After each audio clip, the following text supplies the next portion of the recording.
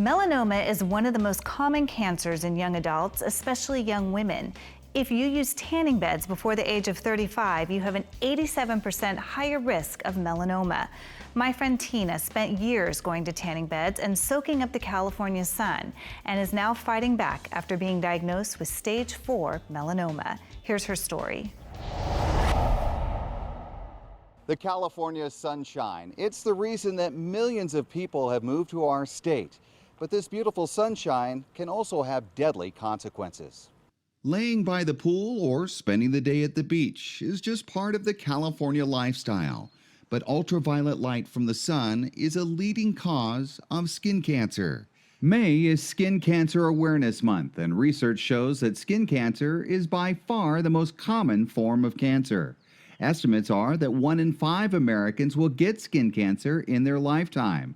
The most serious and deadly form of skin cancer is melanoma, and 86% of melanoma cases are attributed to excessive sun exposure. And studies show that even just one session in a tanning bed can raise the risk of melanoma by 20%.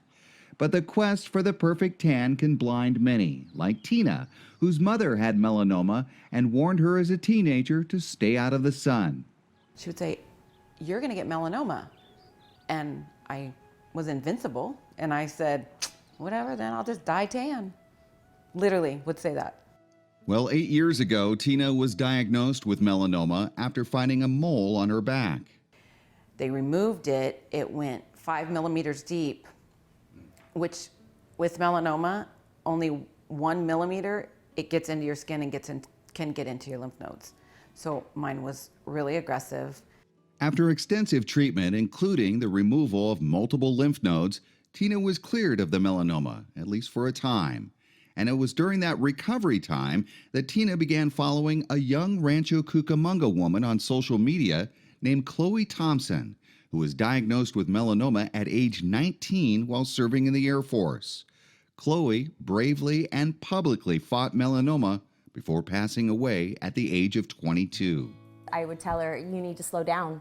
You know, you have cancer, you know."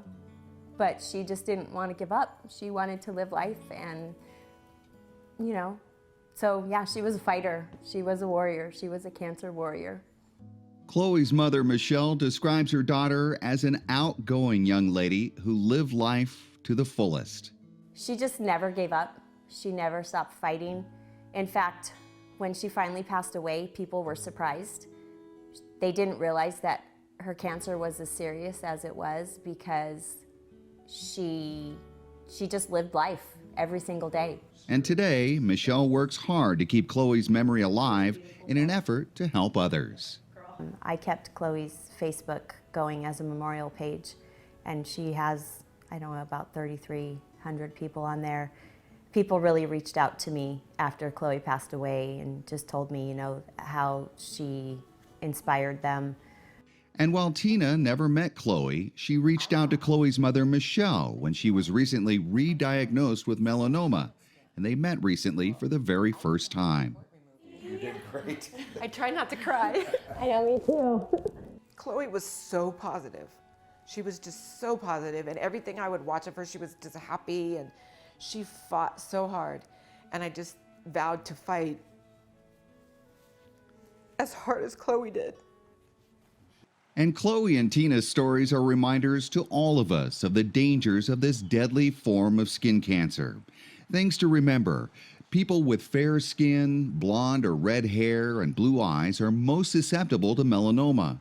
But anyone with extended sun exposure can be at risk. A family history of melanoma is also a risk factor. Warning signs include large, irregular moles that grow quickly. More than 9,000 people nationwide are predicted to die from melanoma this year, but the survival rate is very good if detected early. That means everyone, especially people in the risky categories, need to get regular examinations by a dermatologist. Melanoma can be prevented, so sunscreen, put some sunscreen on, and give yourself a self-exam. It's just like breast cancer, it's really easy, just check your skin. As for Tina, she's in the midst of a new battle with stage 4 melanoma. And while her prognosis is unknown, she remains upbeat about the future. I'm super positive about it. I know I was put here for a reason, and I'm just going with it. I hope that I could be an inspiration to somebody. I hope that my fight can help somebody else, and I hope that my knowledge will help somebody else. If you or anyone you know fits in the high-risk category or you're noticing new moles, we urge you to see your doctor immediately. For more information on melanoma, you can visit the American Cancer Society at cancer.org.